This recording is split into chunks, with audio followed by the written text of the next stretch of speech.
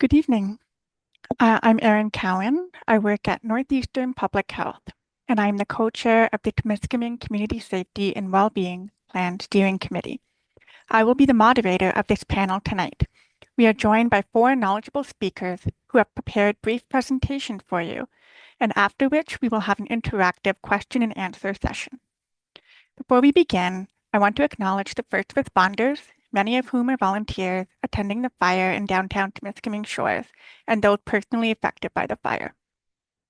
As well, I want to acknowledge the Timiskaming Community Safety and Wellbeing Plan and the Timiskaming Area OHT operate within the Robinson-Huron Treaty, Treaty 9, and unceded Indigenous territory. Specifically within the territory, the Beaver House, Matachewan, Temagami, and Timiskaming First Nations. Today, these lands and waters encompass communities with the enduring presence of Algonquin, Anishinaabe, Ojibwe, Cree, and Métis people. We acknowledge the original peoples have been stewards and caretakers of these lands and waters since time immemorial.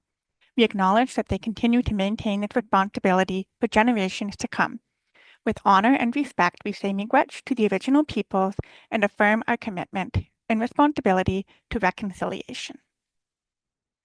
The concept of this webinar came from the Health and Wellbeing Committee of the CFWB to showcase the intersections of municipalities, community health, and primary care. We aim to leave you tonight with a deeper understanding of how municipalities and the Timiskaming Ontario Health Team can support each other and also hopefully spur some new ideas for collaboration and innovation. A few housekeeping items. At any time throughout the presentation, please feel free to insert your questions into the Q&A box, and we will collate them for the speakers.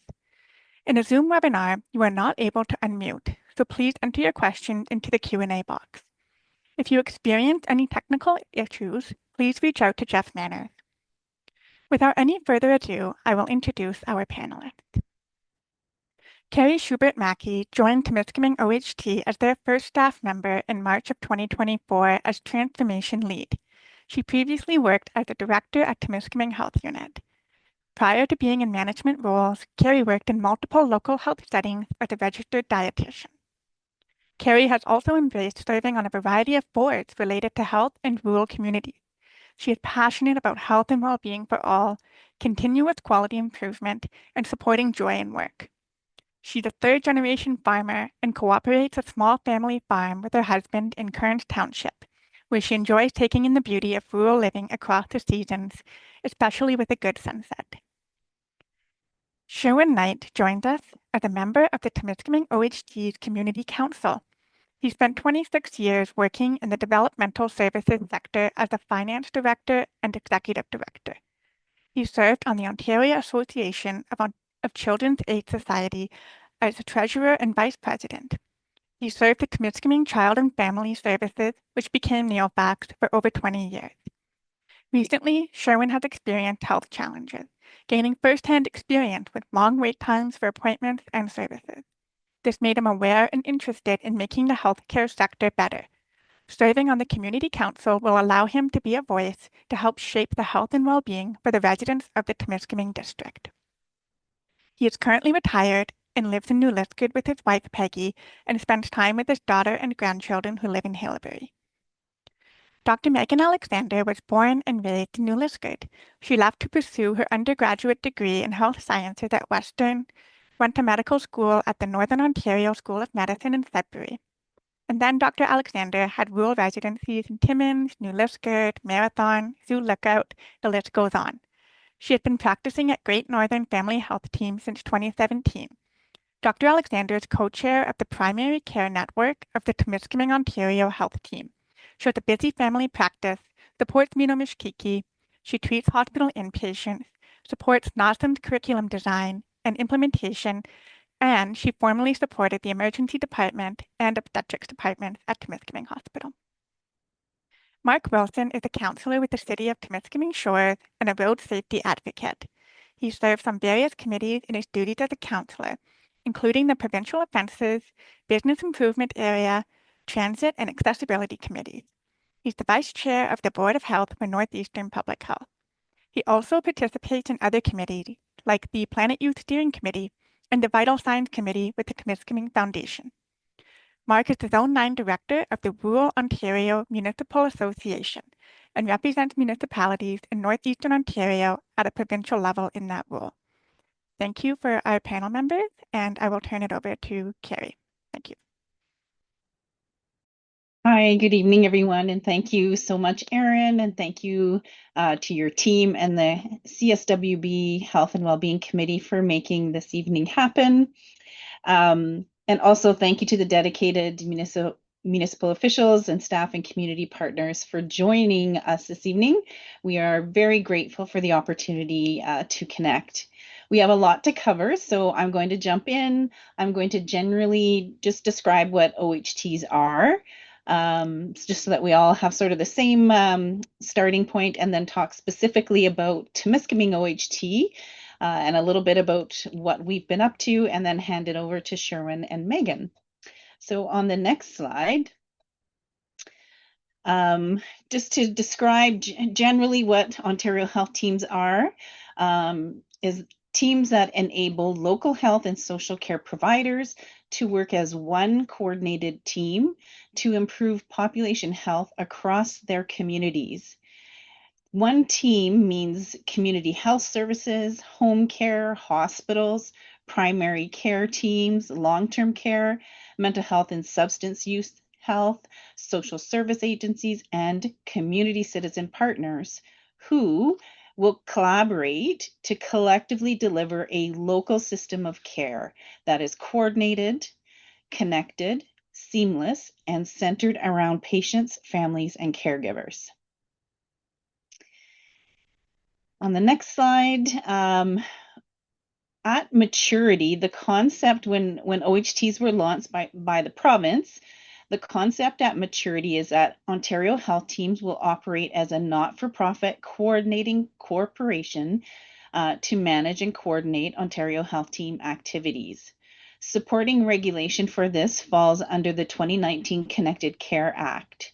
In 2024, a regulation related to governance and corporate status that was proposed has been withdrawn. So currently, Ontario Health Teams are still operating with a collaborative agreement, so just willing to collaborate and work together. So not as not-for-profit corporations just yet.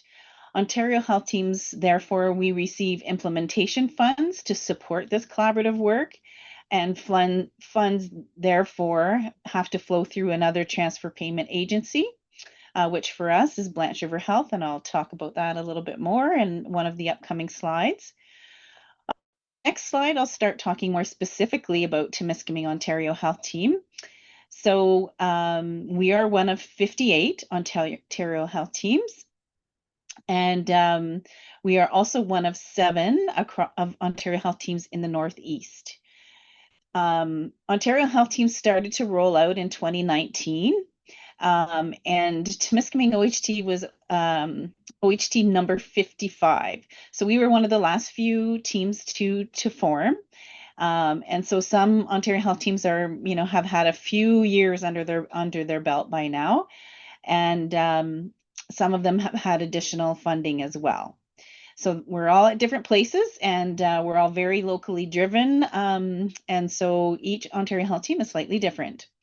But for Timiskaming, we provide services to those that access the health system in the district of Timiskaming and the municipality of Temagami.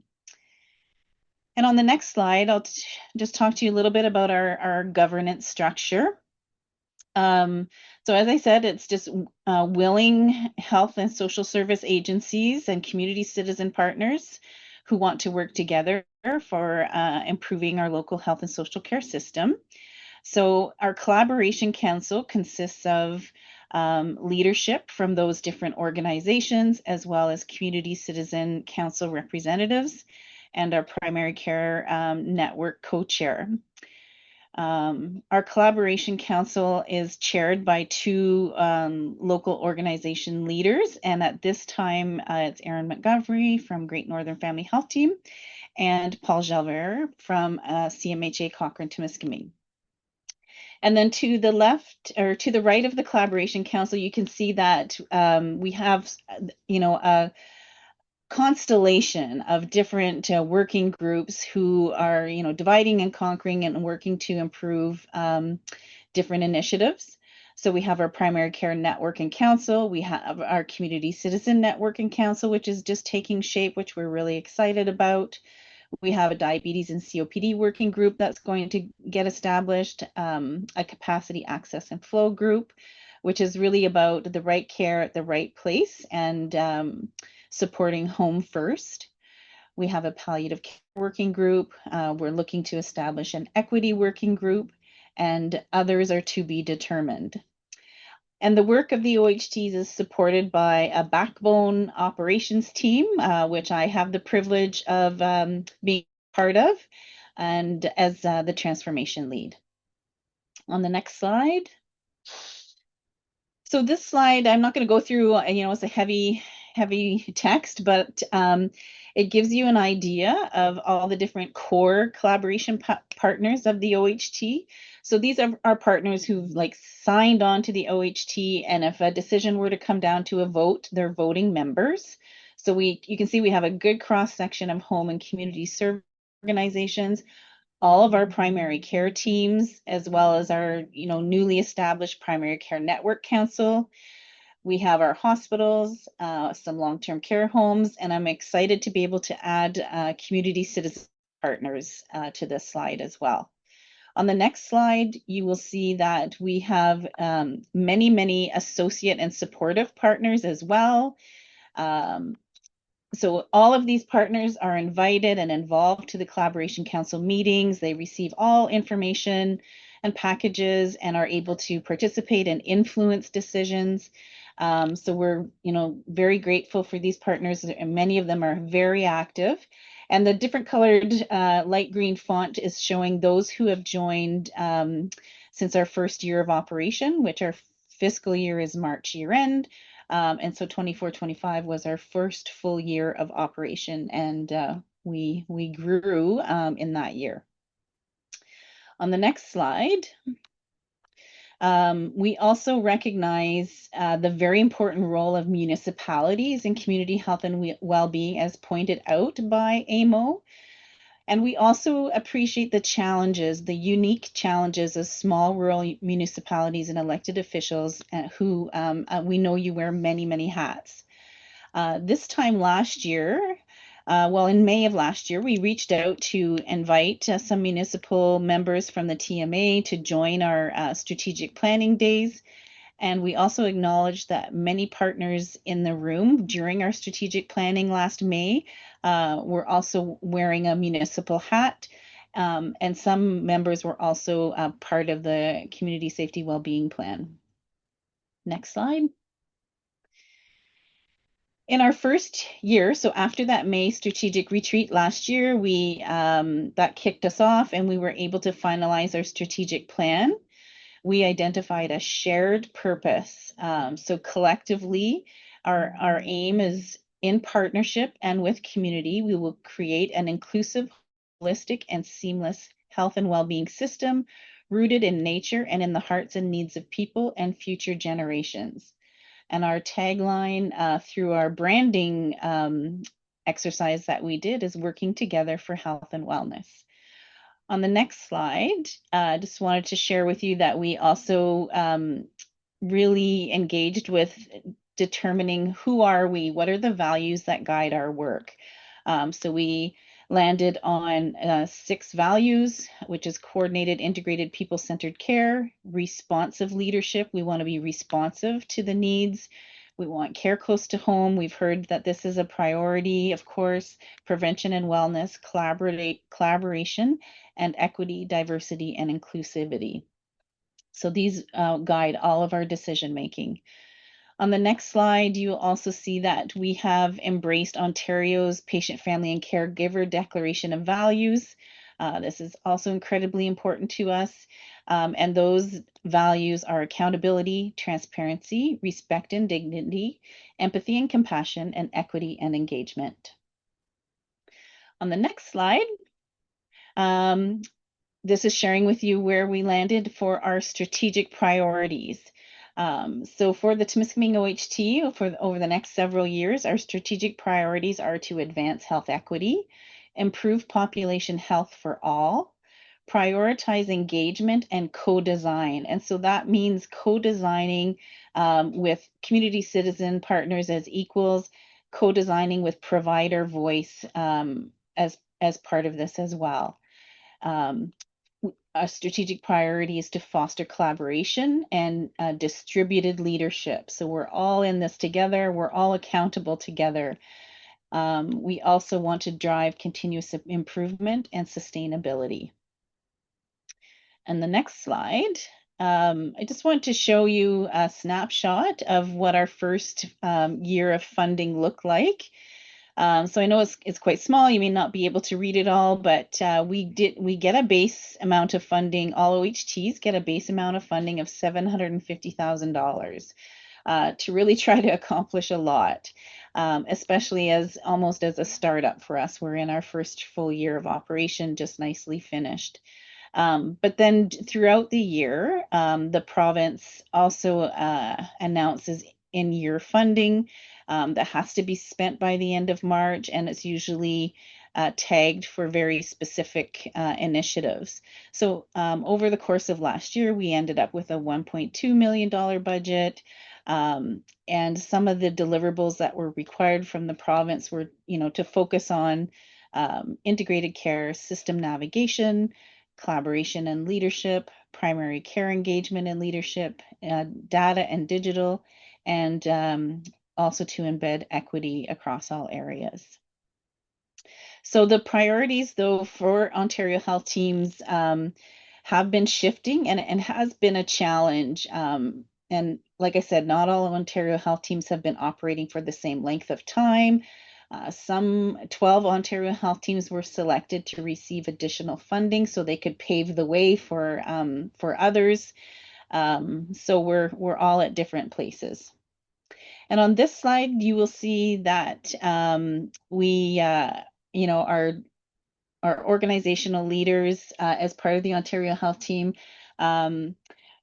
we're supported a very ambitious plan because we're all, they're also very stretched. But like I said, we landed our strategic plan. We spent time really thinking about our brand identity, how we will be recognized and seen across our area. We developed quality improvement plans. We established our primary care network council, as mentioned. We're very excited to have started successfully recruiting community citizen partners. We did some online appointment booking, some free foot care clinics, grew our membership, launched a Facebook page and LinkedIn, established a website that is going to be launching very soon, and much more in our first year of getting started. Next slide. I just wanted to spotlight as well a little bit about our integrated diabetes care initiative last year. And this really demonstrated our commitment to hearing voices of people with lived experience, those who live with diabetes and their caregivers and those in the community. So we went across Timiskaming and all of Timiskaming to hear from people living with diabetes to help us understand what's working well and what could we improve as it relates to integrated diabetes care. On the next slide, you'll see that we heard, not a lot of surprise here, but we heard about wait times and better hours of service being needed, improved care coordination, improve information flow between providers and patients. Access to specialists and distance to travel is a challenge. Not having a family doctor or a nurse practitioner, not knowing what supports are available, and there was also some interest in peer support. Now, I also should mention that we also worked hard to engage clinicians and healthcare providers and administrators to also hear their voice, which is very important, of course. So we heard from people with experience as well as those who are working in the health system. On the next slide, we also heard about challenges with access to and affordability of healthy food, access to and affordability of exercise programs, locations, time of day use, the financial burden of living with diabetes, transportation challenges come up often. Almost everything we talk about, lack of and/or affordability of transportation, digital equity challenges with access to quality, affordable internet, healthy workplaces were mentioned, as well as the stigma associated with having diabetes. So that's just an example of how really digging into things and then coming up with a quality improvement plan with community citizens, people with lived experience as part of the working group related to this, to make sure we hold ourselves accountable and can, work away at addressing the areas that need improvement. On the next slide, also just want to spotlight that we were invited to submit a proposal for expanding primary care teams in our area. We were invited to submit a proposal specific to the P0J area of our OHT. There's going to be future waves of funding proposals that we will be invited to throughout the year. But when this invitation came along, of course, the 6 primary care team sites in the P0J area came together to work collaboratively on a proposal which has been submitted, and we're hoping to hear back on this in the next couple of weeks. Also in our area, Mino-Mishkiki Indigenous Health Team was invited by the province to also submit a proposal. We were also able to collaborate with Cochrane District Ontario Health Team to submit a proposal for part of our postal code area that overlaps with them, as well as an opportunity for Timiskaming Family Health Team to explore collaborating with Nipissing Wellness Ontario Health Team for that proposal. So it was a very complicated proposal approach, very, very tight timelines. But we're excited to hear back on funding to expand local primary care. Next slide. I'm going to try to motor along. I'm excited to hear from Sherwin and Dr. Alexander.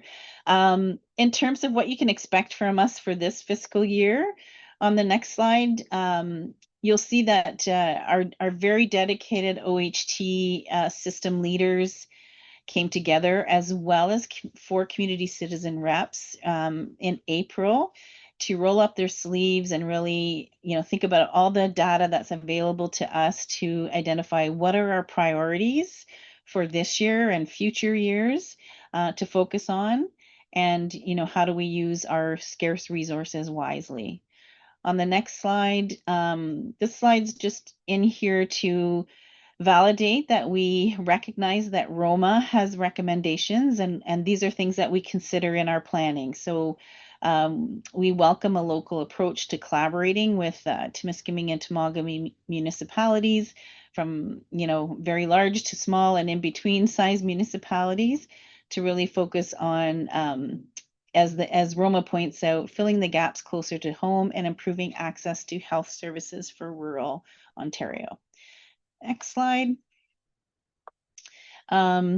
We also pay attention to leading edge predictive analytic research, such as this from Ontario Hospital Association and the Della Lana School of Public Health. So I'm going to ask Jeff if he can hit play, and it's just a very short video clip. What will healthcare in Ontario look like in 2040? Over the next 2 decades, millions more Ontarians will be living with major illnesses. What does this mean for our healthcare system? A new study by the Dalla Lana School of Public Health, in collaboration with the Ontario Hospital Association, reveals Ontario's population will grow by 36% by 2040, with the fastest growth among those 65 and older. Over 3 million people are projected to live with chronic illnesses like osteoarthritis, diabetes, and cancer, and another 5 million people expected to face other health challenges. More specifically, approximately 1 in 4 adults over the age of 30 will be living with a major illness in 2040, up from 1.8 million in 2020. All these trends point to a massive increase in demand for healthcare services. Our health system needs action now, with a focus on prevention, early detection, innovation, and smarter approaches to care. It's not just about treating illness, it's about preparing for the future. How can we create a high-performing healthcare system in the years to come? Discover the key findings in the Projected Patterns of Illness in Ontario report at www.oha.com/health2040. Yeah, thanks. Thank you, Jeff. So yeah, see, those are some daunting statistics, and those are some of the things that we are considering as we do our planning.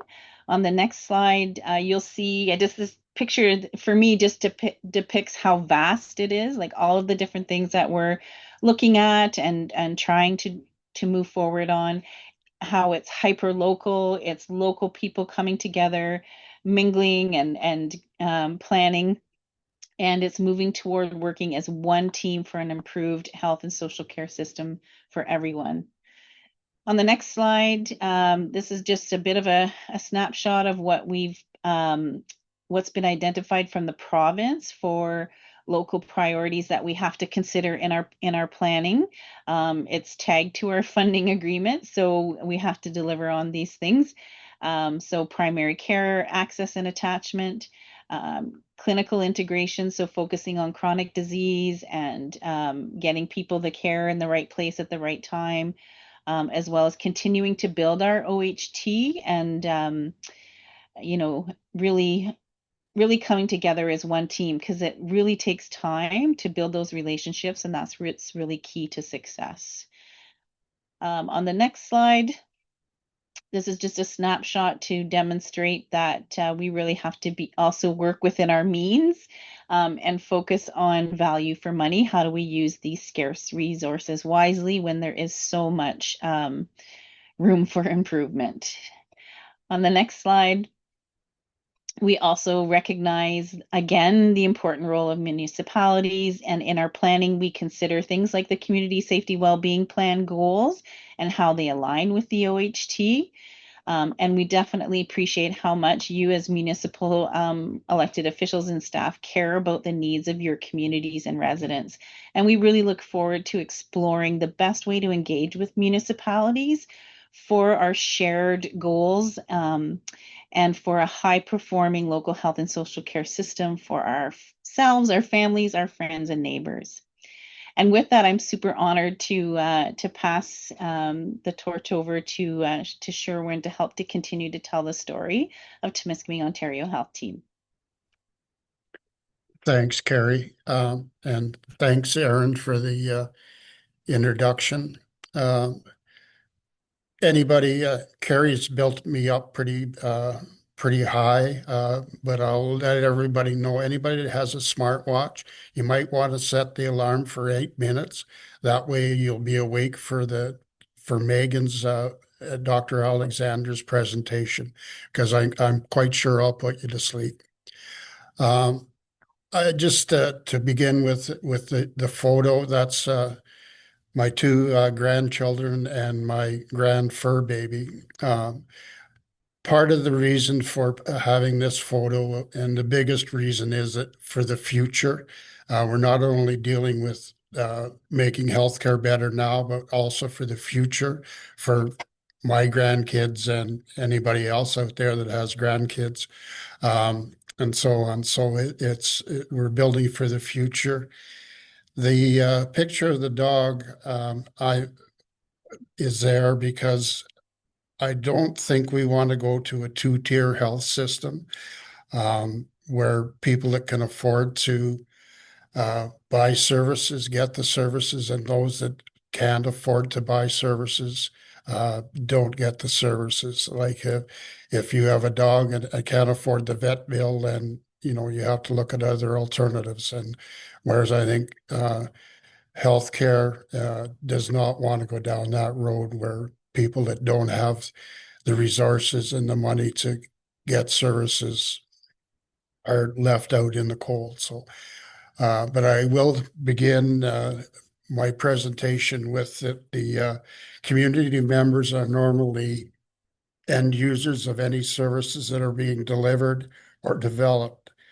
So it is important to hear from us about our experiences, needs, and wishes.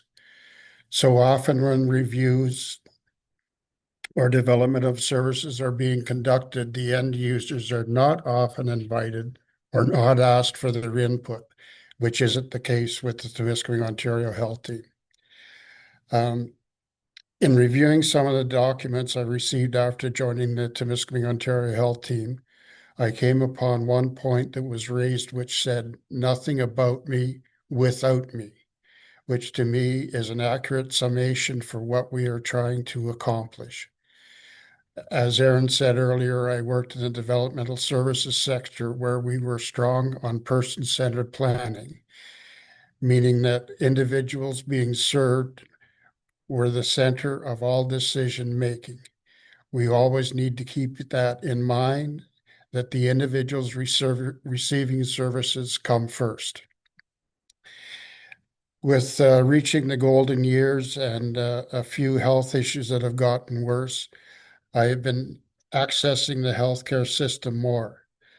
Long waits in the emergency department, waiting for doctor appointments, and long wait times for specialist appointments made me think that changes are needed. The healthcare system as it now stands is not working for anyone, not just the end users. Doctors and nurses are overworked, experiencing burnout, and spending more time on paperwork, etc., than with patients, which is not a real good value for money. We have seen that additional money to address long wait times has not had the effect of reducing wait times or improving services. I do not propose that I have all the answers. It will take involving the right people and organizations at the table, but with everyone contributing, progress can be made. I recently joined the Timiskaming Ontario Health Team, but my experience so far has been positive. Much has already been accomplished by the team. One example is that they have developed a shared purpose statement, which Carrie had mentioned, which is in partnership with community. We will create an inclusive, holistic, and seamless health and well-being system rooted in nature and in the hearts and needs of people and future generations.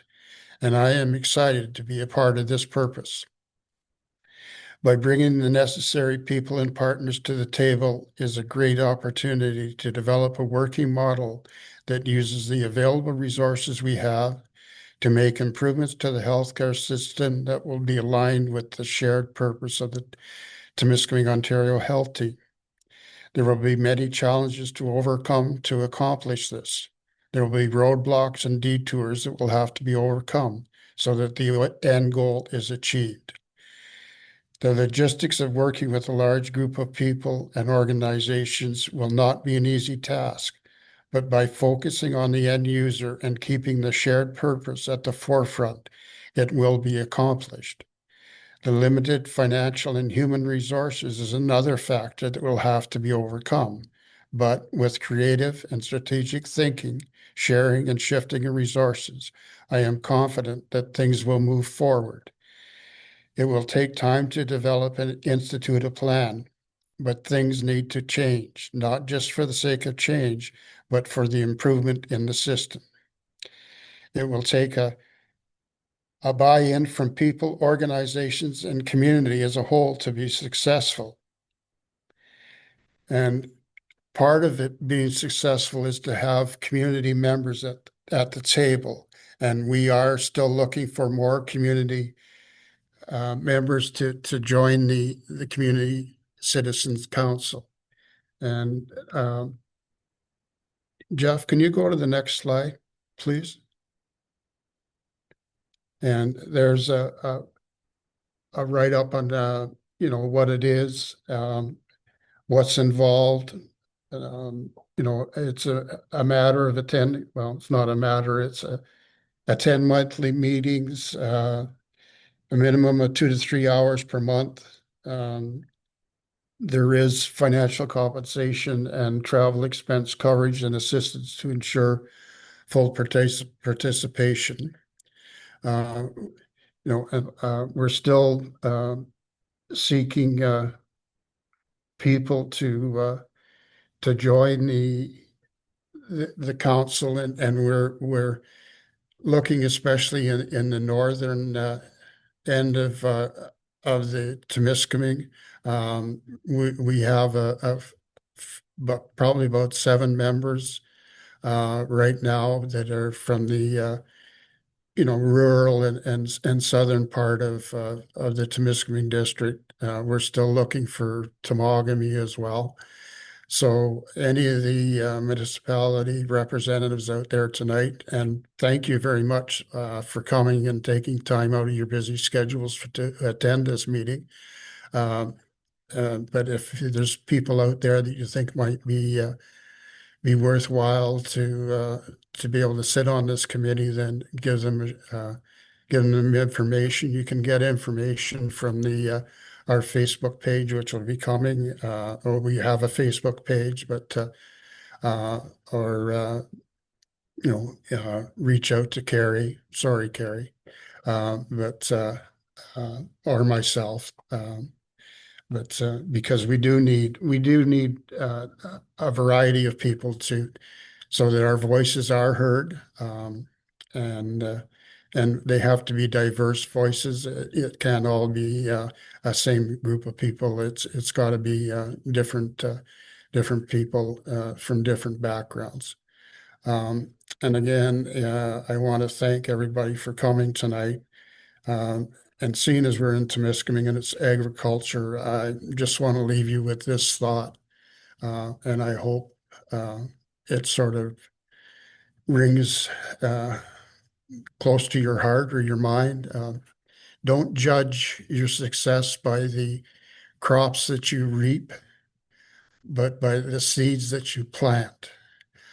So I hope we were able to plant a few seeds here tonight to get some interest in the Timiskaming, Ontario Health Team. And again, I thank you for listening.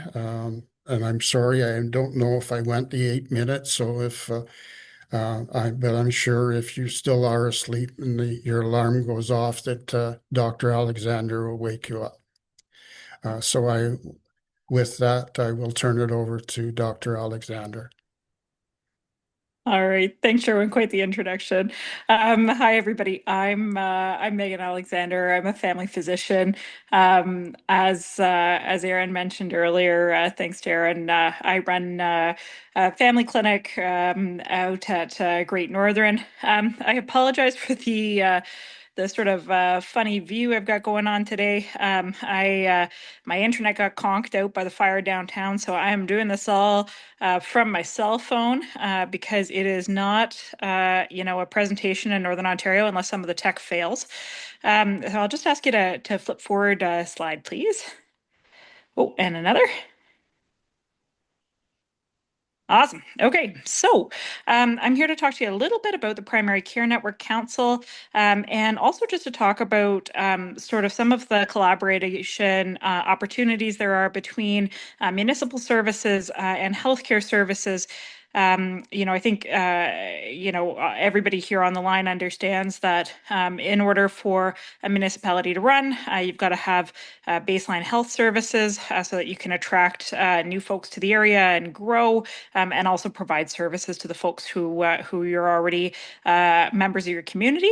And likewise, we need municipal support in order to continue to provide those services. So it's a bit of a symbiotic relationship. So the Primary Care Network Council was established in June of 2024, so just since last summer. And together with Kirsten Bildfell, one of our lovely area nurse practitioners, she and I co-chair the community. Essentially, what this community or this Primary Care Council is a group of all of the physicians and nurse practitioners, as well as the midwives from Kirkland Lake to Temagami.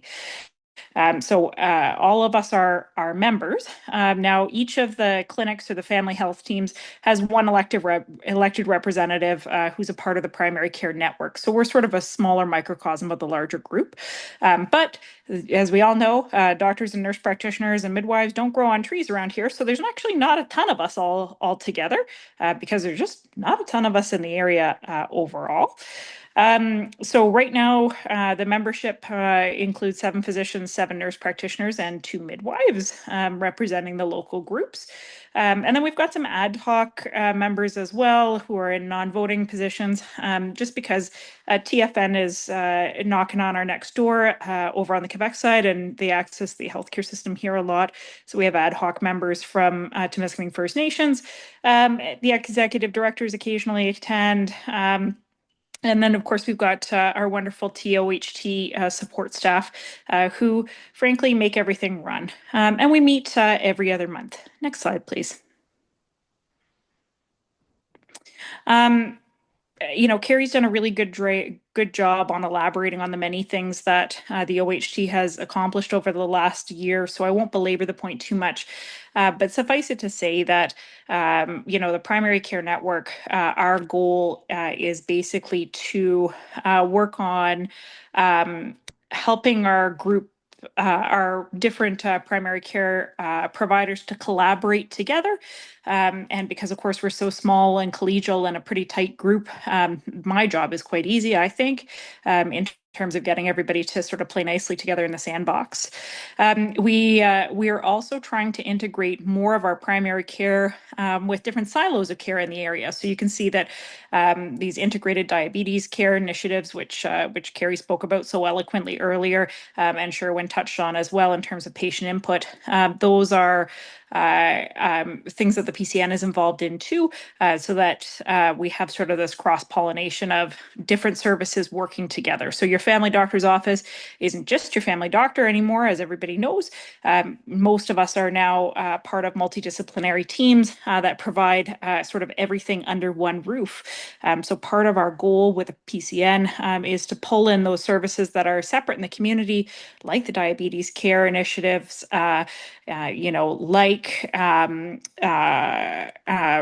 risk management for folks who are living in addiction through the health unit, and to have it kind of be a one-stop shop when you come to your doctor's office where all of those services are integrated into your care plan.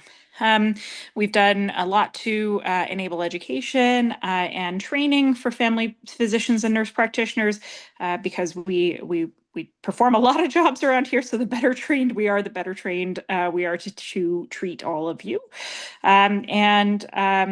We recently presented this expression of interest. So if you can imagine all of these folks together in one room trying to figure out how to best plan services integration, not just for each team, but rather for the entire P0J postal code on a whole. So you guys should have been a fly on the wall at that one. It was very interesting. Lots of smart people, lots of great ideas. So it's been a real joy to participate in. Next slide, please. So my role is dual in that I am the co-chair of the Primary Care Network Council, but I'm also the lead physician for the OHT. In January, Carrie will correct me if I'm wrong, but I think January they announced that there was one-time funding for a physician lead, and so I was hired through that position. And the goal of the physician lead was to help to craft a vision for the Primary Care Network Council for Timiskaming area, and to try and figure out what it was that everybody really saw as providers as being gaps or needs in our area. So it's really challenging, as any of you who've worked in committee work, which is all of you, because you work in municipalities, you all know that it's really difficult when you have a group of diverse voices to hear everyone equally and to hear people's accounts, without some of those social niceties at play. So what I decided to do was I figured I'd just speak to everybody individually. So in February and March of this year, I actually individually interviewed as many primary care providers, so that's physicians, nurse practitioners, and midwives, as I could get a hold of from Kirkland Lake to Timiskaming, and I actually almost successfully interviewed everybody. So I interviewed 34 of a total I believe we have 42 area providers. So we successfully captured, or I would say gently bullied, 3/4 of the care providers in this district into coming, sitting down, having a cup of coffee with me, and talking through what their concerns, their frustrations, and their priorities were. So we were looking at major concerns, stumbling blocks, and then we were talking about, how do we improve capacity? How do we do more with less? How do we think creatively to increase the capacity of the providers who are already here? Because we all know that it's really challenging to recruit new providers, and that's not always going to be a successful endeavor. So I'll get next slide, please. So the results were really interesting. As I alluded to, lots of smart people, right? Lots of great ideas. And a lot of what we focused on was the idea that instead of increasing the number of sort of folks at the end of the hierarchy, that we actually needed more broad-based support in terms of allied healthcare staff. And when I say allied healthcare staff, that means all of the wonderful people who you come into contact with through your family physician's office or your nurse practitioner's office when you're seeking healthcare. So everybody from the administrator who greets you at the front desk, the nurse who does your well babies checks, the social workers who help with systems navigation, the psychologist on the team who sees you for counseling. Really, we're very lucky to benefit from a really broad network of allied healthcare providers. And so a lot of the focus of the physicians and nurse practitioners who I spoke with was, there don't need to be more of me, there need to be more of everybody else so that I can appropriately delegate tasks and focus on the tasks that need my specific expertise. Nobody is surprised to hear that one of the major results of the survey was that everyone agreed there are just not enough bodies in this area. Everybody wished that there would be more nurse practitioners, more physicians, more midwives to serve area needs. The other, again, not really a surprising conclusion that we drew. Again, everybody here is working in municipalities where, you guys are dependent on the funding powers that be, much the way that we are. Provincial funding really hasn't kept pace with demand. And the challenging thing is that as the years march on, we are being asked as primary care providers to do more with less. We have an aging population. We have a population that has a disproportionate number of health needs and challenges in Timiskaming as compared to larger rural areas. And we have fewer providers and less money to make do. So a lot of the time, we joke that we are the elastic band and paperclip crew. We will do a lot with a little, as many of you may have experienced firsthand. And we are very good at using scant resources to make things go.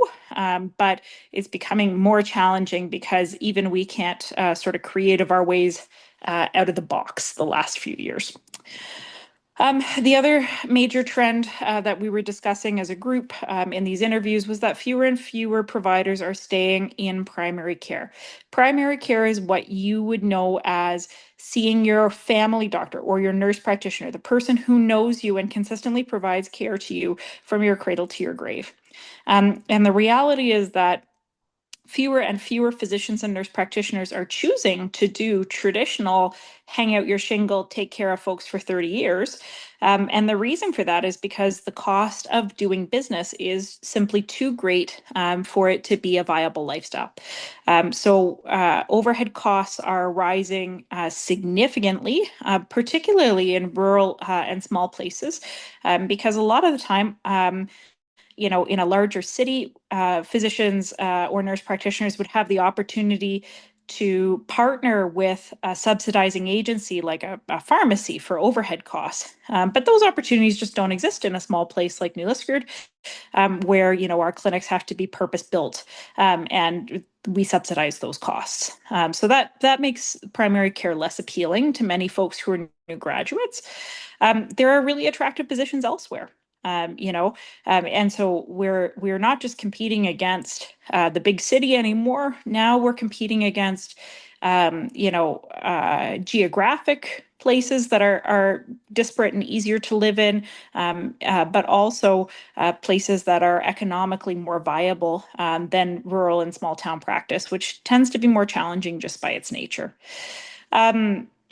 So even within our area, though, we can all recall physicians who have left their practices to do primarily emerge or hospitalist positions because there's no overhead associated with those. So, it becomes a much less burdensome care process, more direct, an hourly rate, and then there's no overhead. So much more financially lucrative as well. Nurse practitioners who were, initially in the grand scheme of things meant to alleviate some of the burden experienced by sort of this physician shift. We were meant to work together within the public system. Many nurse practitioners are also being sort of, I don't want to use the word lured, but certainly are tempted to pursue other opportunities in occupational health, aesthetics, private practice. So, we just aren't retaining physicians and nurse practitioners in longitudinal family care in the way that we would have a generation ago. Next slide, please. So I practice in the Great Northern Family Health Team, and in preparation for this presentation, I said, geez, overhead costs are rising. I should go and do some math and see how much the costs have risen. And I actually kind of wish I hadn't, guys, 'cause, I went and did the math. And the cost of overhead from 2019 to 2025, my personal overhead cost has risen 43% to provide care. We had a reduction in our team of 2 physicians. So Dr. Colleen Davies, who we thankfully kept in the community, but who is working in the Latchford team and at this point, and Dr. Corbeil, who went to an emergent hospitalist model of care provision. So despite the fact that we've lost 2 physicians from the Great Northern team, we've actually had an increased number of patients, and part of that is like I can certainly speak from my own practice in saying that, I had 800 patients just a couple of years ago, and now I have just shy of 1,400. And it's because, well, my secretaries say that I have porous boundaries and that I need to learn how to say no to people. But the reality is also that when patients are left without care, we as empathetic providers recognize what a huge burden and distress that causes to people and families. And so we try to stretch ourselves a little bit further. So I think that we could safely say that my colleagues and I in my office are so stretchy, we're silly putty at this point. We, collectively cover emerge, obstetrics, inpatients, and we also care for just shy of 6,500 patients. And when I was putting together the data for this presentation, my secretary sort of gave me the gears and said, "You better update the number the night before you give the presentation, because knowing you, there'll be another 25 on your list." So it really is just to say that we're doing more and more with less and less, and that provincial support has shifted in a lot of ways that make it more challenging to practice. I'll move to the next slide, please. And this is actually affecting us in ways that you may not be aware of. So I have the fortune of sitting on the recruitment and retention committee for this district, and which is separate from the OHT. And I can tell you from experience that we have actually missed out on 2 primary care recruits just in the last 2 years, both of whom had sort of tentative agreements to start practice in New Liskeard, and both of whom backed out within 2 months of their proposed starting dates because of the perceived financial challenges of starting a practice. So the challenges, I think, that as community members or as municipal members, you may not be aware of the sort of near misses that we're having, where folks would be able to join or would like to join, but then are deterred by the challenges of carrying a family practice, and opt instead for other opportunities. And those are missed opportunities for our municipalities and for our friends and neighbors. Next slide, please.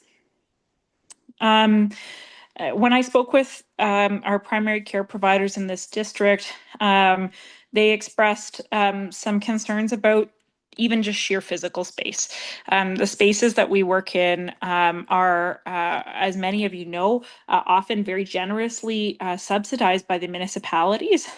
So there are currently subsidies or advantageous rent arrangements, is maybe how I should phrase that, in place for the family health teams in Latchford, Cobalt, Haileybury, Inglehart, Kirkland Lake. And those spaces are sometimes sorely in need of refurbishment. The population that we serve is changing, and people's body types are changing as well. A lot of the equipment that was built for the average weight and build in 1972, it's just not cutting it anymore. So, we are often having to upgrade or change our equipment, yes, for the aesthetics, but also just so that it actually serves the physical needs of the people who are seeking care with us so that they can feel comfortable and respected. The PCN interviews that I did also identified that the following teams have outgrown their space. So Latchford, is now up to 2 physicians for the first time in, oh gosh, somebody on the line from Latchford could tell me, but it's been a really long time, suffice it to say. They don't have enough space to actually see patients in now, which is a great problem to have, except that it cuts down on their efficiency and their ability to sort of move and shake throughout their clinical day. Cobalt, it's I've sort of put here in parentheses, it's the home of the mental health closet. So Cobalt moved to a new clinical space in the old Fraser building, which many of you may be aware of, and some of you may have visited. And they have got this really cool collaborative program set up where they've actually had the most success in recruiting new physicians in the last couple of years. They're a team of 3 now. And the only problem is that they only have 4 exam rooms. So when you have 3 physicians and a nurse, that takes up all of your exam rooms. And where does your mental health worker sit? And in Cobalt, they had a broom closet. Steve Sears wants me to tell you that it was a generously sized broom closet, but they did have a generously sized windowless broom closet, and so they have converted that into their mental health room. And I think I wanted to pause because for me, that's such a powerful image of what we expect citizens um, to to sort of embrace as the standard of their care, and how does that make someone feel when they've kind of got up the gumption to overcome the stigma associated with mental health care, and they are seeking mental health care, and they are literally sitting in a windowless closet? Not great. Haileybury's also outgrown their space, so they have space in their clinic for 2 more physicians. They should have, rather, I should say, to have a full complement to provide care. 2 more physicians. They have 2 more funded spaces. They have no office space in which to put those folks. So they aren't able to recruit a new physician because they simply don't have an office space to put them in. So these are the sorts of sort of practical concerns that I think really lend themselves to collaboration with the municipalities. I'll just get you to go to the next slide, please. There's some resentment, I think, as well amongst the physician and healthcare groups about subsidies in the form of municipal buildings and preferential rent rates for some groups, but not for others, which further creates and sows some divisiveness at times. Next slide, please. So the other interesting result from this primary care network meeting was that 95% of our physicians work in multiple settings. And if you're keeping track, that means actually there are only 2 physicians in the entire district who provide office-only care. That's really extraordinary. It really speaks to the high level of dedication that our physicians have to make sure that everything runs. And when Carrie very astutely said that, as municipal members, you guys wear lots of hats in a small place. Well, oh man, we wear lots of hats too. So particularly in the north end of the district in the Kirkland area, staffing challenges at the hospital level are really pulling physicians away from primary care.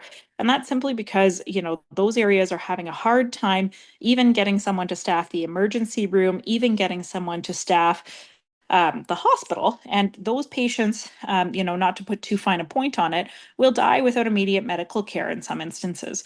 So it means that the priority of going to the office to provide routine well-being care and preventative care falls further down the list, which means that people don't receive the preventative care that they need, which means that, ironically, they end up needing emergent care down the line when those issues aren't nipped in the bud. So it makes emerge and the inpatient floor busier, but the challenge is that if you don't have a way to staff both places at once, then you really have to prioritize people who are the most ill. This means longer wait times. It means less primary care, and eventually it means a more expensive healthcare system with more emergency room burden, which nobody likes. Next page, please. On a positive note, when I did speak with folks in the primary care network, so of those 34 folks I interviewed, 79% of these folks have spent their entire careers in the Timiskaming area. I myself, I've worked in a variety of different settings, but my practice that I established here in 2017, this is the only place I've ever had an established practice. Okay, I worked in a lot of different places. This is the place where I came home to. And I think that there's something really special about our area. Having looked at my overhead increase since 2019, I may have to reevaluate how special it is. But I think that, in all seriousness, there is something really wonderful about this area and about the people in this area. I asked physicians, one of the questions in my interview was, what do you like the best about your job? And I heard the most wonderful answers. People, even after they had spent, half of the interview telling me about all the problems, said, I would never go to another job. I could never imagine working somewhere else. I have built trusting relationships with people. I've delivered their children and watched them grow. I've palliated their grandmothers. These are my friends. These are my neighbors. These are my people. They're very dedicated to their communities, as many of you will know from your personal contact with your healthcare providers. Large numbers of our staff in this district are putting off retirement. I had conversations with a couple of folks who are, in their mid 60s, early 70s, who said, I really can't retire until there's somebody to take over and take care of my people. And that's very much how people in this area phrase it. They say, those are my people. We have a sense of ownership over you and your health. Whether you like that or not, we very much feel that it's a duty and a privilege to care for you. They're working a lot more hours than they want to. Well, somebody's got to do it. They sacrifice balance to better serve their communities. And so these are folks who are really working their tails off a lot of the time. We'll just go to the next slide. So we've sort of alluded to the fact that we are competing with other areas, and physicians and nurse practitioners and midwives are limited resources. We are competing with other municipalities for the attention and airtime from these folks, and really they do have a lot of opportunities elsewhere. So these are just some examples of what other larger or smaller municipalities are offering. Free housing, free clinic space, monetary rewards, relocation expenses, interest-free grants and loans. So there's a lot of really creative work going on. And to be honest with you, a lot of the creative resourcing is in the north, which means that, I think there's a sense of security that because NOSM is producing grads who are born and bred, that we will always return to our home communities.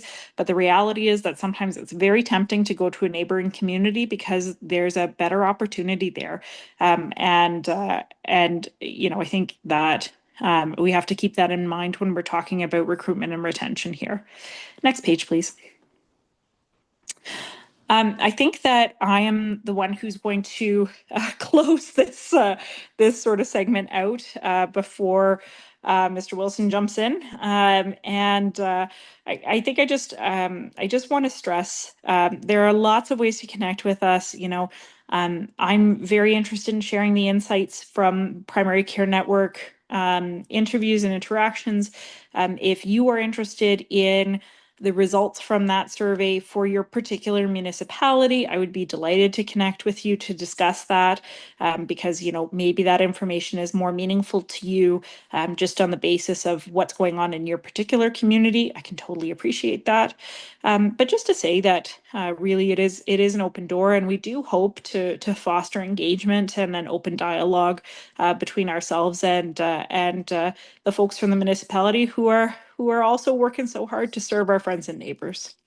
And with that, I will pass on over. And I think, Mark, you're next up on the docket. Yeah, thanks. Thanks, Dr. Alexander. I'm just going to put my screen on here. I don't know why it's not.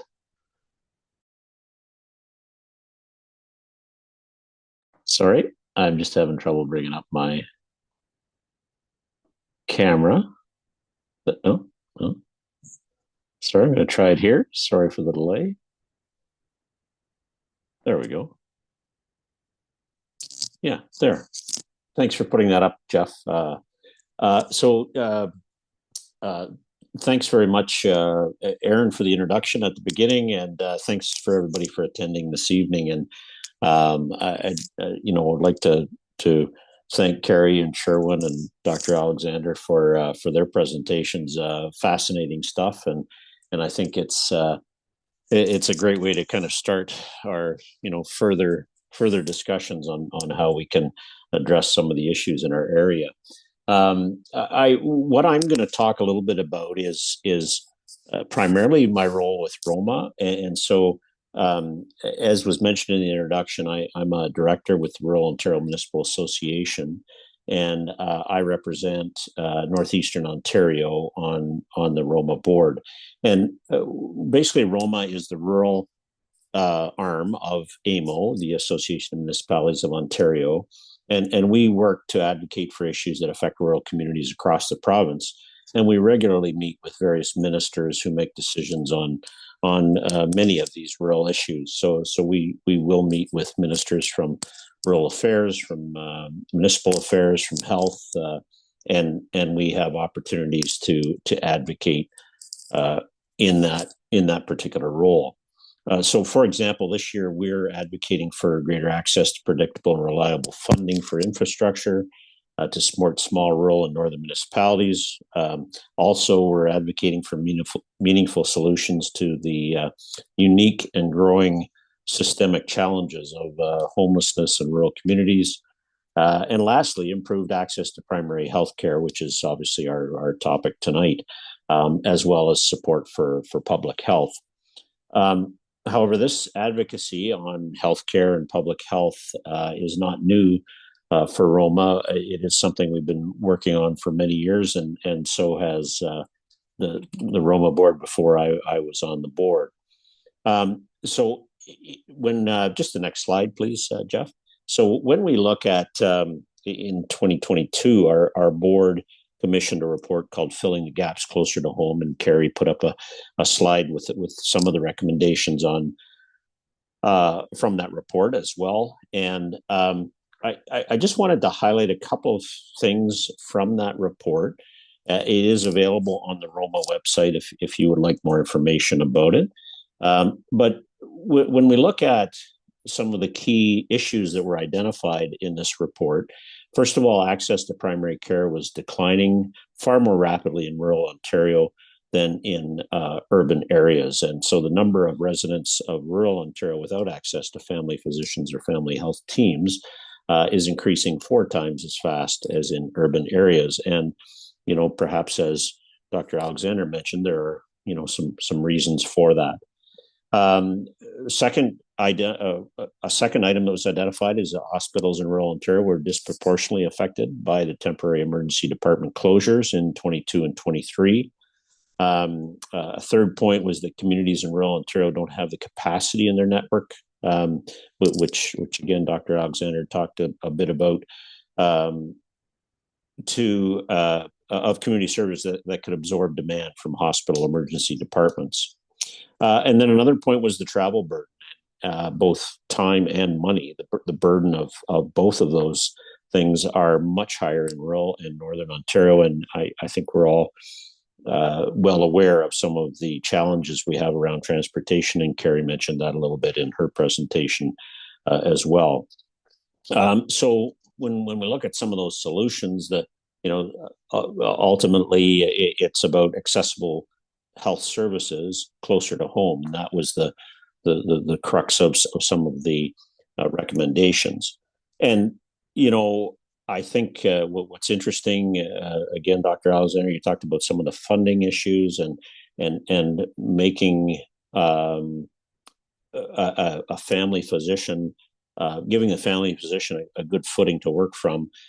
One of the issues obviously is funding, and so when we look at that from a municipal perspective, one of the key recommendations from the report was to upload the 481 million in annual health costs now borne by rural property taxpayers. And delivering health services is a provincial responsibility, and this has been the sort of talking points for many years from advocacy groups, that rural municipalities foot a significant share of the bill.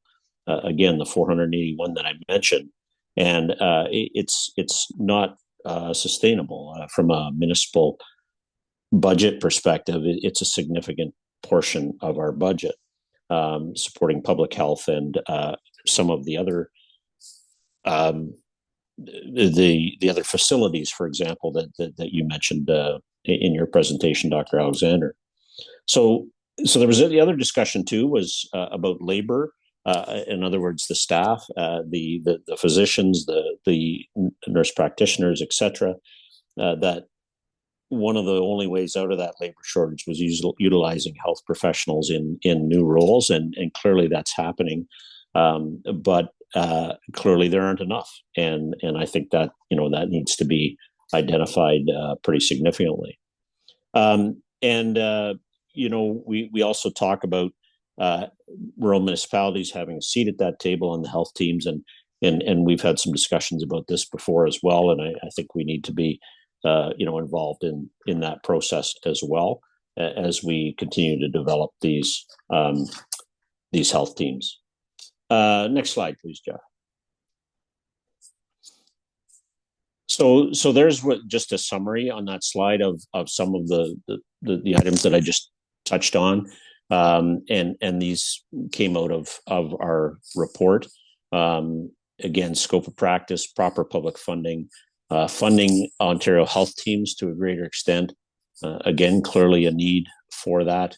And those were sort of the summary of the recommendations out of that Care Closer to Home report from Roma. Next slide, please, Jeff. So I just wanted to touch a little bit as well on from a perspective of a municipality and the city of Timiskaming Shores, which I represent, along with my colleagues and staff at the city. Municipalities support a lot of things that are important to our health. So first of all, economic development.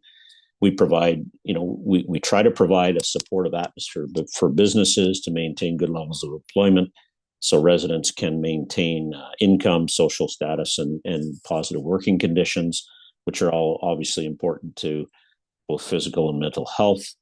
Community housing. with our partners at DSAB, municipalities support housing initiatives to address housing needs, which again are critical to for positive health outcomes. Safe streets, obviously, safe mobility is a key part of the municipal responsibility, and safe streets lead to less trauma and hospital requirements. Recreation, municipal recreation, so critical to social and mental health, physical health for residents, and it's important that we maintain a positive and well-run recreation program. And then transit, we talked about this already during the presentation of the importance of transit, which provides residents with access to medical care, but also to employment and social interactions. So municipalities play a significant role in the health and well-being of citizens, and I think that's something that we need to continue to do. And obviously, it's part of that investment in positive healthcare outcomes. Next slide. So what I wanted to chat briefly about was Ontario's primary care action plan, and at Roma, we have been following this quite closely and have had some discussions around this, and the Ontario Primary Care Action Plan, which will be led by Dr. Jane Philpott, is something that we're encouraged by. Dr. Philpott is a former federal minister of health and has practiced medicine in both Canada and in Africa, and she's highly respected. And Roma has been following her very closly, and again, as I said, we're encouraged by her appointment by the Ontario government to lead this initiative to provide primary care for all in Ontario, which is obviously the goal of the plan. The question will be what political support there is, and I'm not sure if some of you have read her book, but it's called Health for All, and it's a fascinating read that provides examples of primary care systems that work, such as she uses some examples from the Nordic countries, Norway and European countries. But she also talks about the need for Canada to come together on this file and for politicians to stop making policy, as she quotes, stop making policy based on polls, but on good policy, good public policy. She talks about in healthcare, certainly the social determinants of health are things that we often talk about, but she talks about the political determinants of health, and they often get in the way of good policy. So I think she's been involved in government and so understands some of the barriers that we have to developing good policy. And there is a quote that she uses in her book that I think is quite interesting, and I'll just read it. It's she says, "Perhaps no government thinks the implementation of universal access to primary care will help them win the next election. Unfortunately, good public policy is often not seen to be politically expedient." So I think she does feel that our federal government can lead this change of primary care and support provinces. And with Dr. Philpott in a prominent position in Ontario, it is a positive development. I think from certainly from our perspective at Roma, and hopefully it continues to move forward in a positive way. It's interesting in her book. She also talks about the comparison to schools, and the fact that when you come to a community, if you move to a community, you expect to have a place to send your children to school, and this is the same type of thing that she is looking at from a medical perspective. That when you come to a community, that you should have an opportunity for primary health care, and she also talks, of course, about the importance of primary health care from a cost perspective, that it is vastly cheaper to have proper primary health care rather than more expensive care later on. And she does make the point that, and I think to your point, Dr. Alexander, is the family doctors are on their own, as you're saying. Your overhead costs have increased significantly, and so comparing this to her school example, would you ask the same of teachers providing education to kids? And so I think it's an excellent. She has an excellent discussion around some of these key areas that we need to look at. So those were some of the key points that I wanted to touch on. And I think from our perspective, certainly at the municipal sector, obviously we play a role in the public health and the health of citizens. And sometimes it can be frustrating from our perspective as well, where we're continually trying to advocate to the provincial government for better funding. I think we just need to keep doing that. And when we have a good plan in place, it's easier to advocate. And I see the development of these Ontario health teams as being a positive point from that perspective. So on that note, I will pass it back to you, I guess, Erin, to continue on. Thank you so much, Mark. And thank you, panelists, for your informative presentations. We now move to the discussion and Q&A portion of this evening's webinar. So again, I please invite you to submit your question to the Q&A box, and we'll be able to see your question. And please continue to add them as the discussion continues, because you cannot unmute.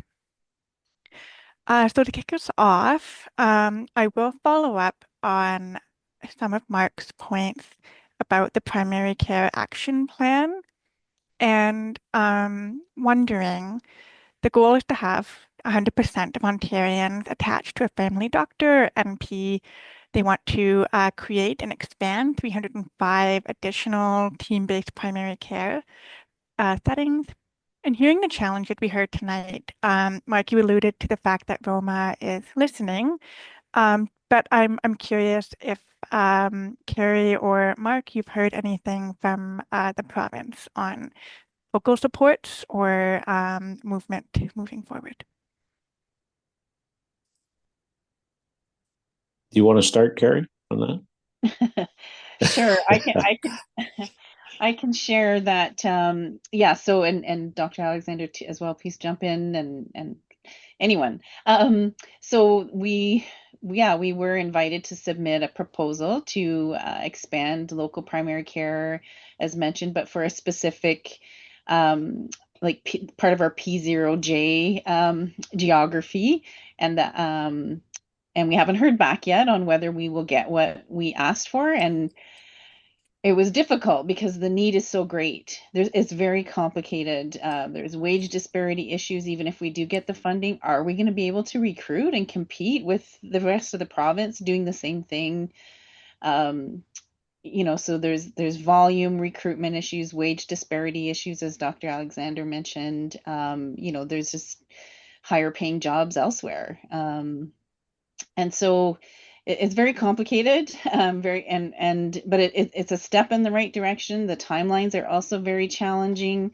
Not sure that without addressing the wage issue and the other challenges, how successful it will be, but it's a step in the right direction. More funding will be coming. They said more waves of these invitations to submit a proposal to expand healthcare teams, like for the rest of our geography, will be coming. Can I just add, Carrie, like just a little bit of context for folks on the line. When Carrie says the timelines were challenging, so what that means practically for anybody who's written a grant proposal on the line, which you have my thoughts and prayers because that stuff sucks. Was that we essentially got wind that we would be having this opportunity to apply for funding, and we had less than 6 weeks to bring all of the folks together, canvass the area, figure out what the needs were, come to an agreement in terms of the application, write the grant proposal, and submit it. And you know, you can imagine, based on the number of strong voices, is I think how I would choose to word that. Strong voices in the room advocating for their people, right?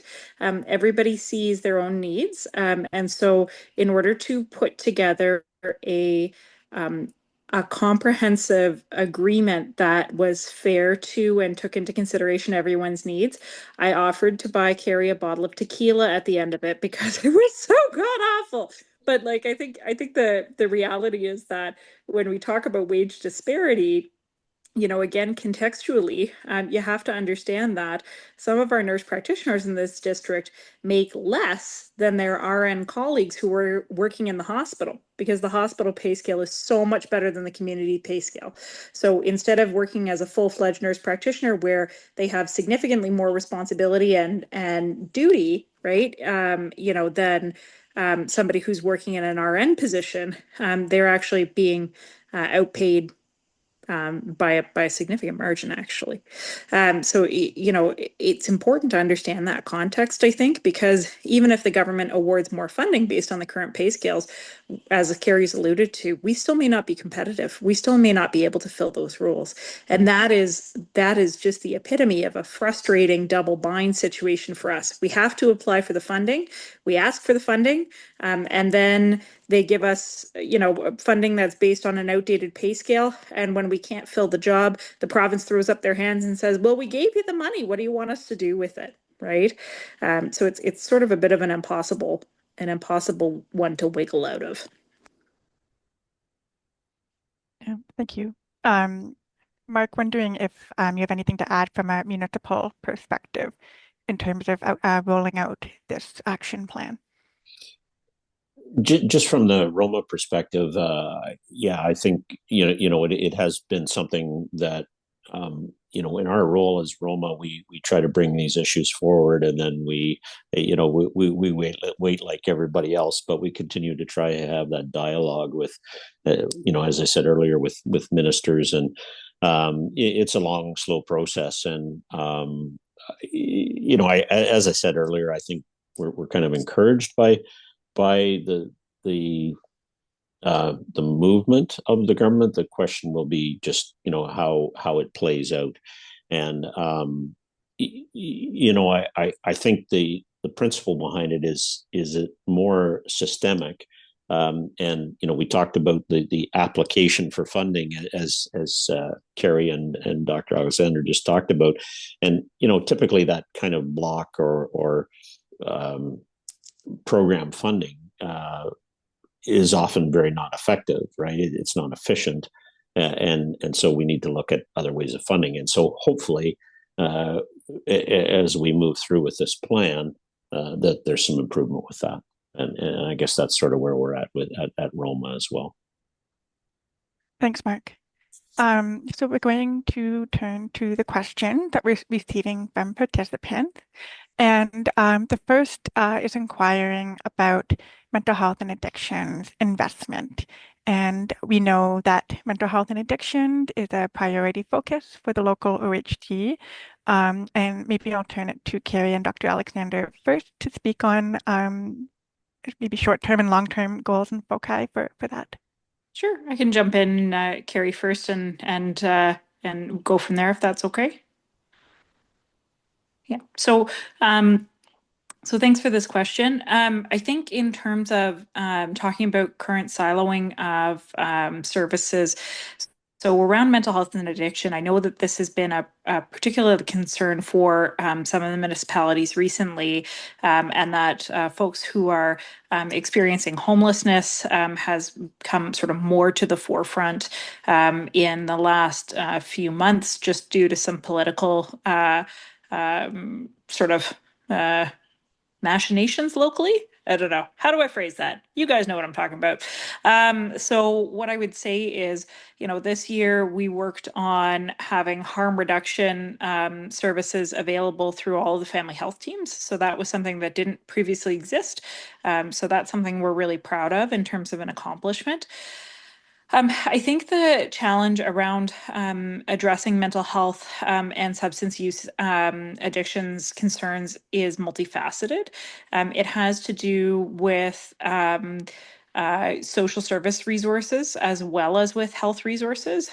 So certainly something that we as a group, as physicians and nurse practitioners, is focused on is harm reduction, but then also active treatment. So we have had grand rounds in the last 2 years focused on prescription or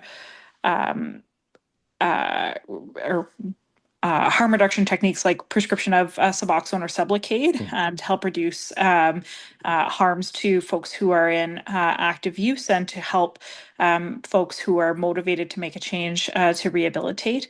I would say one of the large or one of the sort of the corresponding issues, though, is that right now folks who are unhoused or underhoused are experiencing some real challenges in terms of appropriate housing. So, certainly some collaboration with DSAB happening there. And I know that DSAB is working very hard to try and make something out of nothing, stone soup. And I think that so the OHT does provide us with some opportunities for more real-time collaboration in that regard, which is helpful. I think the other thing is that mental health services in our district, yes, but in all districts, are chronically underfunded and really limping to the finish line in that regard. I know that there's been work done in Kirkland district around having a supervised rehab, and unfortunately, due to significant staffing failures, the hospital was not able to accommodate that. So they've switched their focus to having a more community-based focus. But there are, of course, as anyone who's tried to put together a working health system know, lots of challenges with that as well. So I think there's the willpower to make change. I think that there are good ideas and that there's movement forward in that regard. But I think the large systemic barriers around poor availability of housing, experiences of poverty, which are disproportionately experienced by folks who are in marginalized communities, such as rural residents. And the general lack of funding for larger and more integrated efforts. Those are major roadblocks that we're working to address with time. And I'll just leave if I don't know if Carrie had anything she wanted to add there. Thank you. Yeah, maybe just to underscore that we agree it is a priority, and it was identified as a priority from the onset of the Timiskaming OHT applying to become an Ontario Health Team in the first place. That was identified as a priority. A little bit of challenges with, navigating the tensions of shifting priorities and increasing priorities coming, directed by the province, as well as, Northeast region priorities that we're, trying to collaborate on as well. But certainly mental health and addictions is something that is in our action plan for this year to come together to look at, where are some wins, where can we work better together as one coordinated team. So we agree it's a priority. We're very grateful to the partners around the OHT. As Dr. Alexander mentioned, we have, CMHA, NeoFax, our social services, DSAB, Northeast Public Health. There is a lot of great things happening, and I think together we can amplify that work and find ways to do more with the scarce resources. But yes, more resources are unfortunately still needed, especially in Northern Ontario. Thanks, Carrie. Mark, did you want to add anything from a municipal perspective in terms of mental health and addictions investment and support? Only from the perspective of here at the city of Timiskaming Shores, certainly that's a discussion that's top of mind for us because of the impact it has on the community as a whole, on our business community, et cetera. So certainly having some discussions around that particular topic, but that's all I'll add at this point. Thanks, panelists, for all your answers. We have another question from the audience. So from our OHT representatives around the table tonight, are there any other specific asks that you would like for municipalities to do to support the OHT's goals?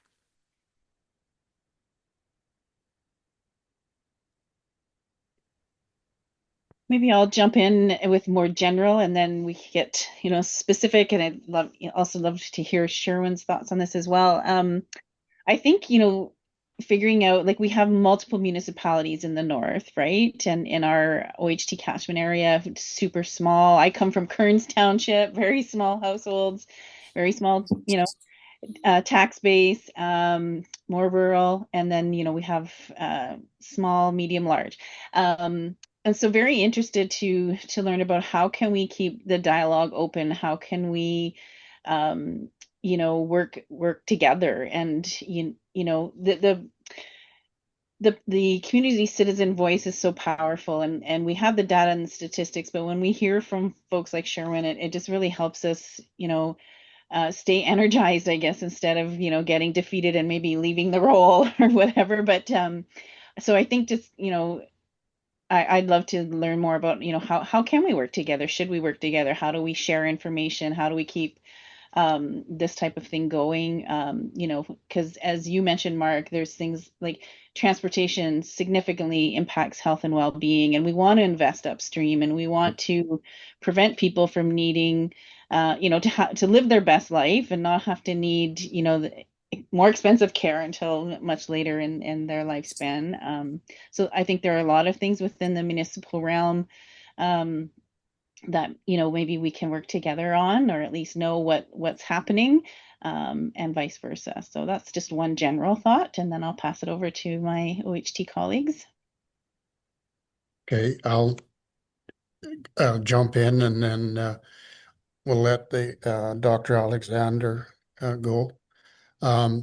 Again, from a community perspective, I think what's needed is, and Carrie alluded to it, and I talked about it in my short presentation too, was that it's going to take everybody involved in order to move this ahead, because as we know, and the municipal reps know this more than anybody, is that the money is scarce. And it's in my estimation, I think it's going a lot of times into wrong places. But again, here in the north, we have to fend for ourselves because we are often forgotten in the north.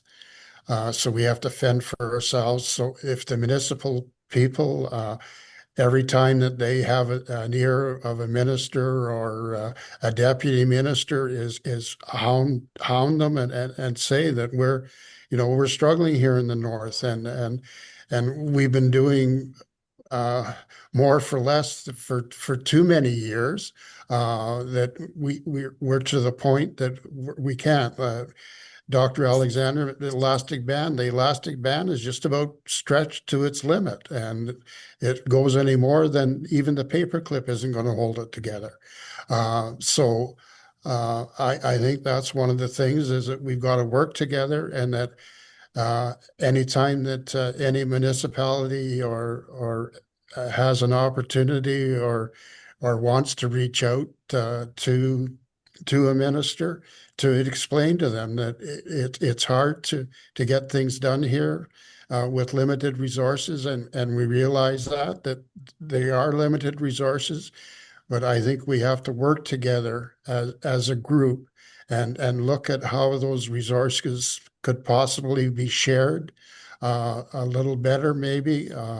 Again, like I said, I don't have all the answers or profess to have all the answers, but I think we've got to sit down as a group, and I feel strongly that as a group and with strategic thinking and the right people involved, that I think we can come up with some really good solutions. And I think if we come up with some of these solutions on our own and get the attention of the Ministry of Health or the Minister of Health or the Deputy Minister, that we might be in a better position going forward. So with that, I'll turn it over to Dr. Alexander. Hey, thank you very much, Sherwin.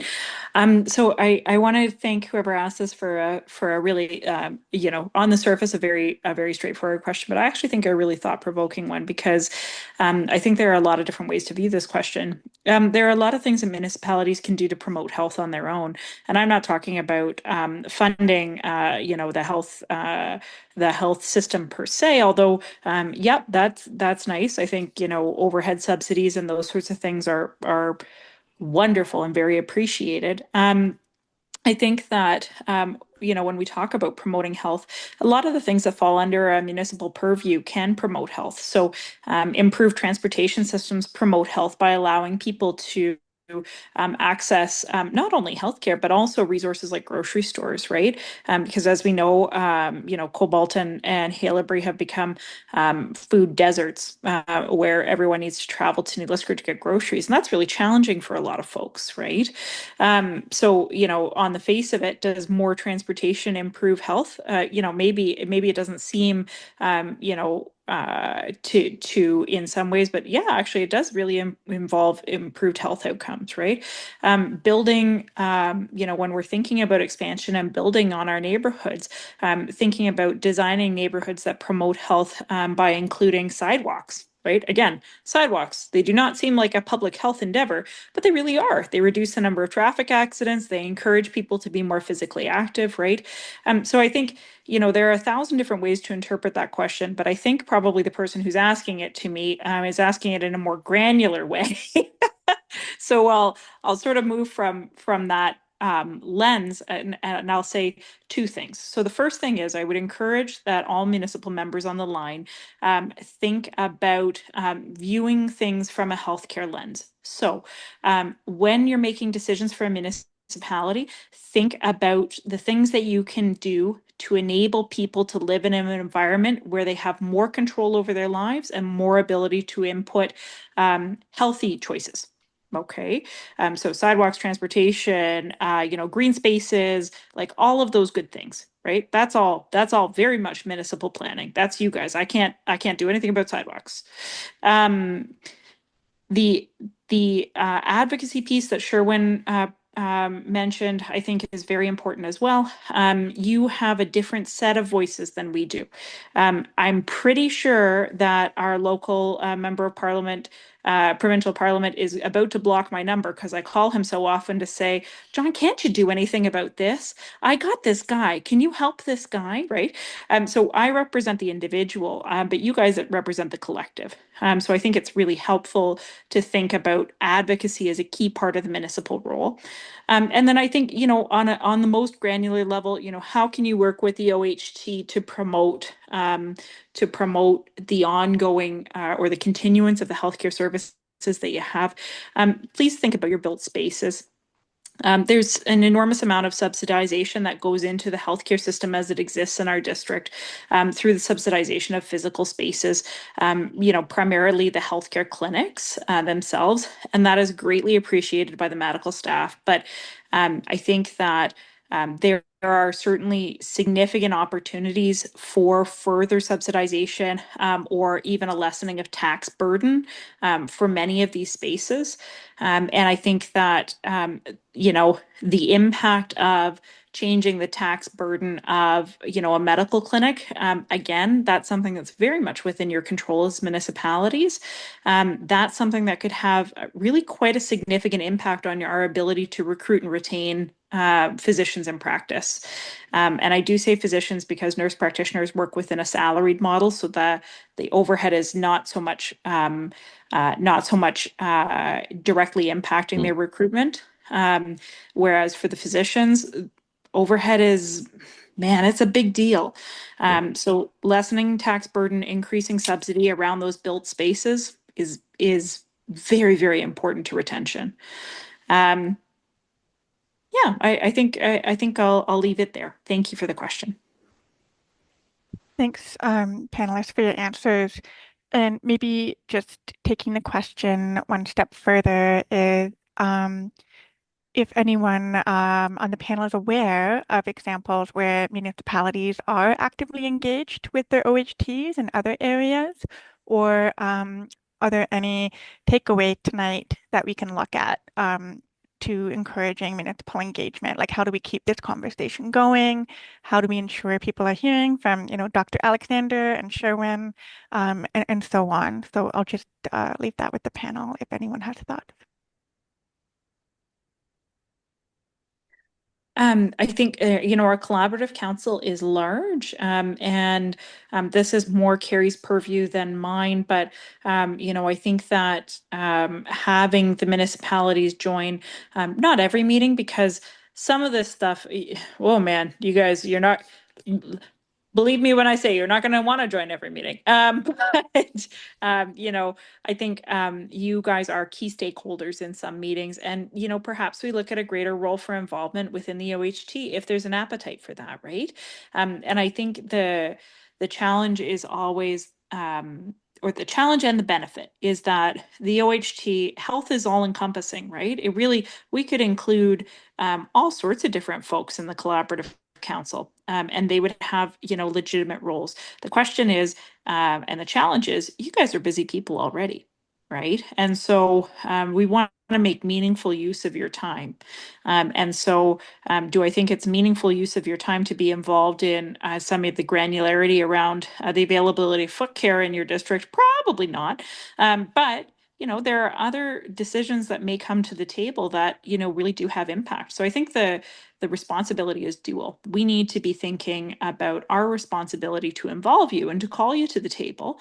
And then your responsibility would be to answer the call and to come. And so if you do have interest in participation on that level, I'd really like to encourage you again. I know I said at the end of my slides, it's an open door policy, come on down.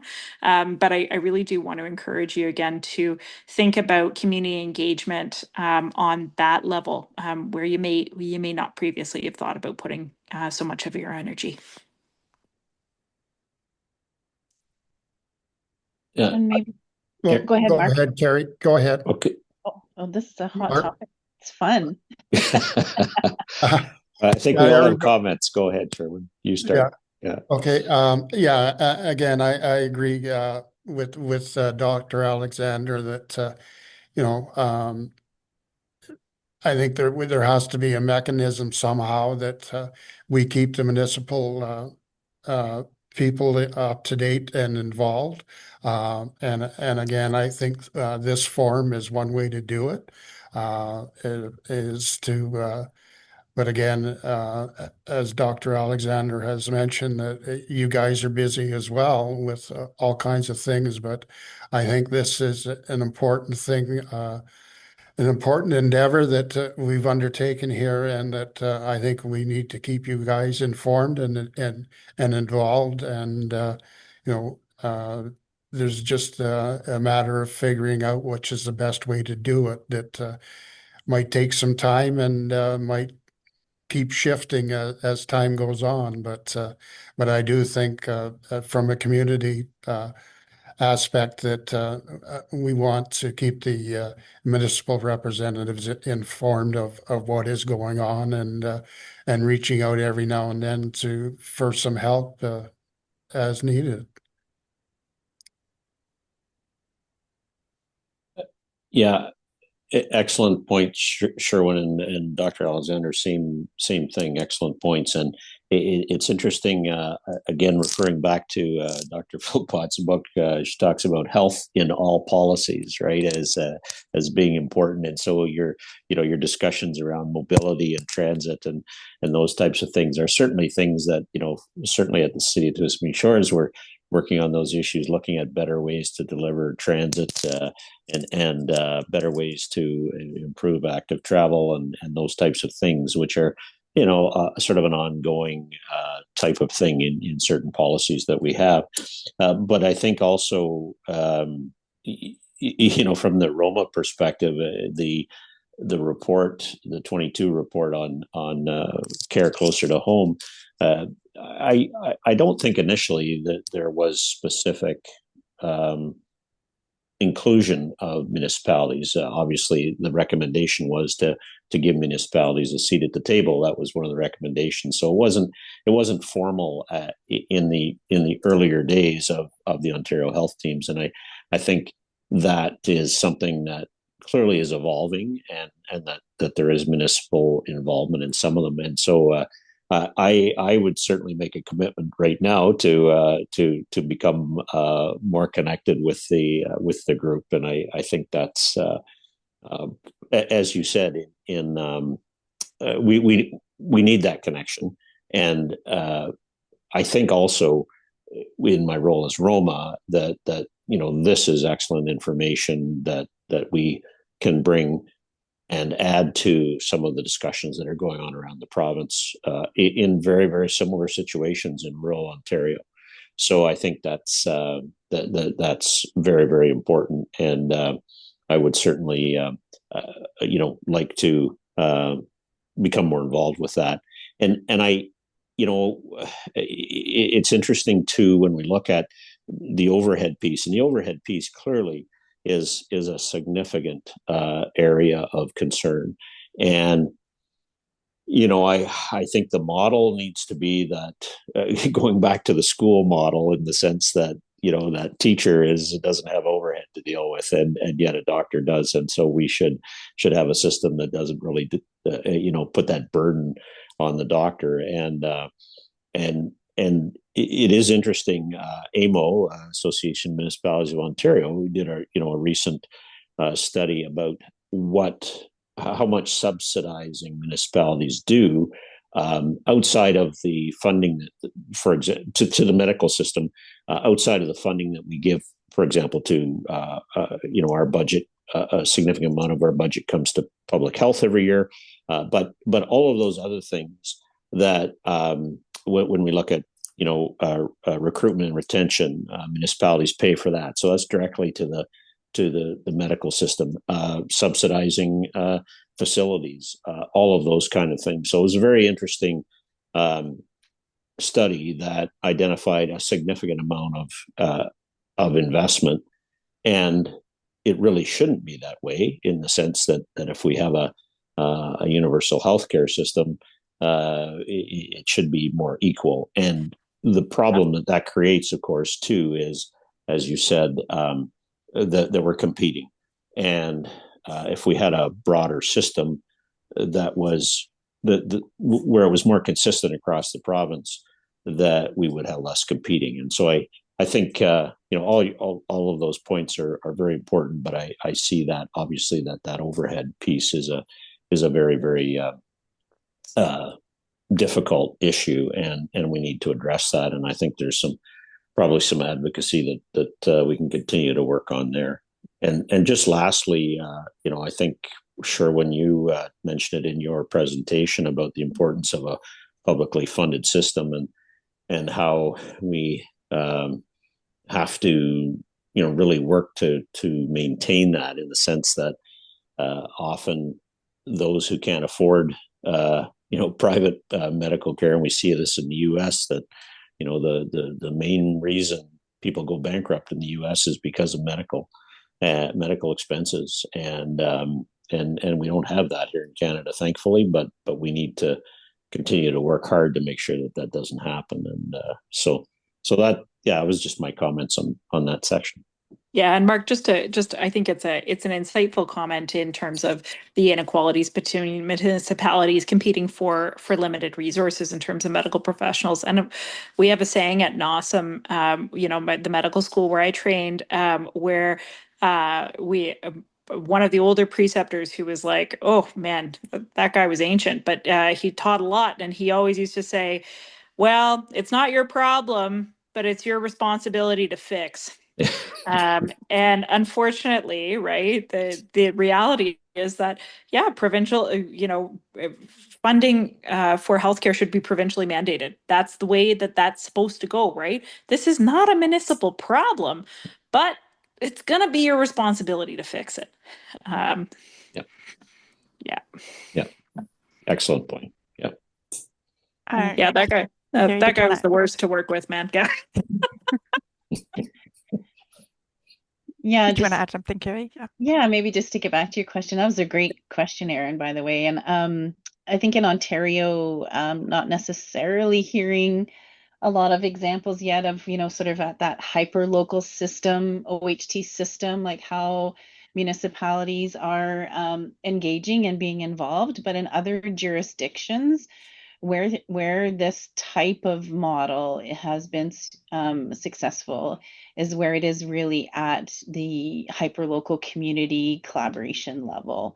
And where you get radical collaboration for big impact is with that relational connection. So connecting.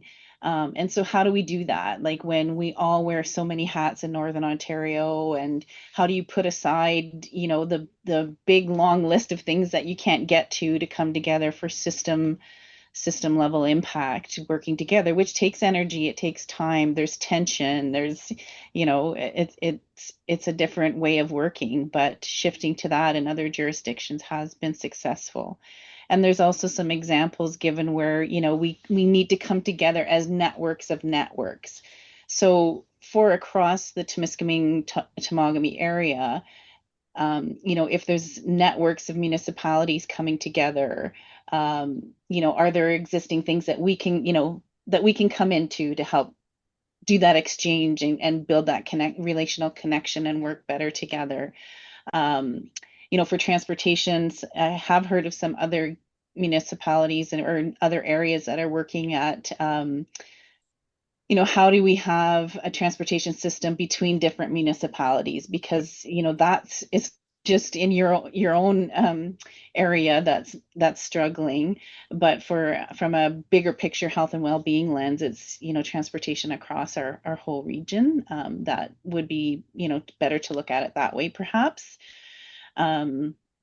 So yeah, just thinking, being creative and trying to find ways. Well, how can we plug into things that are already happening to try to create that relational connection, sharing and exchanging of information and building of relationships. So I just wanted to, as Sherwin said earlier, and the farmer in me wants to say, I wanted to plant that seed about finding ways to connect and build those relationships at the hyper local level.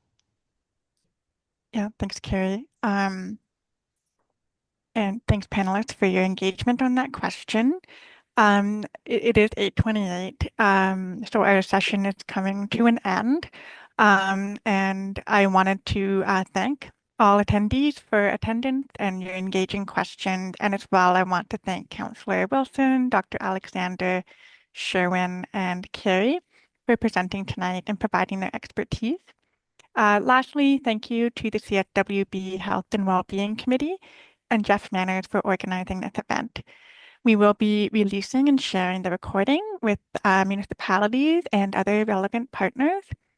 And stay tuned for updates from both the CSWB and the OHT. You can follow Timiskaming OHT on Facebook and LinkedIn, and TimiskamingOHT.com will be launching soon. Municipalities also receive CSWB updates periodically in their council packages, so watch out for those. Yeah, thank you again to panelists and attendees. Thanks. Thanks, everyone. Have a great evening. Good night. Thanks a lot. Thanks for all the work on this.